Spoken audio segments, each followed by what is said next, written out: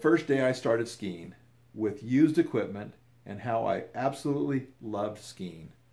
When I was young, my dad got me for Christmas. I was in about 7th grade, maybe 8th grade, probably 7th grade. I don't recall for sure, but I think I was 7th grade. And he bought me these skis. They were head skis. We bought them used out of Salt Lake at one of the ski stores down there. They had the short boots. They weren't short boots, but they were kind of like high ankle boots, but not the tall ones they have now.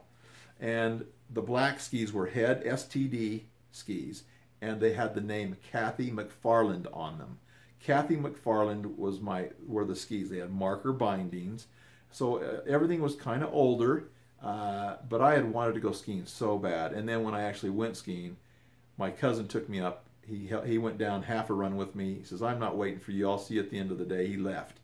I had the most fun I've ever had on older, used skis, and my equipment, my coat, everything was hand-me-down. I wore my dad's coat, some old gloves. I didn't have the very best equipment, and I still never did really have the best equipment up. And when I got married, I bought some better equipment when I had my kids when they got older. But I remember going to Deer Valley one time, and all the people had fancy skis, but they couldn't ski, and I didn't have very fancy equipment, but I could ski really well.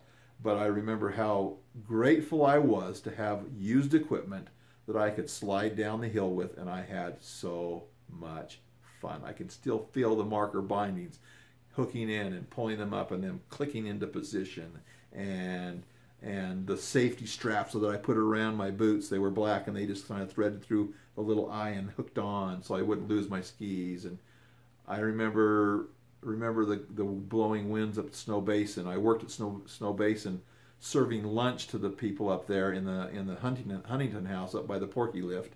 I served food to them, and the Snow Basin would give us our pass. They were $6.50 a day, $6.50 a day for day skiing.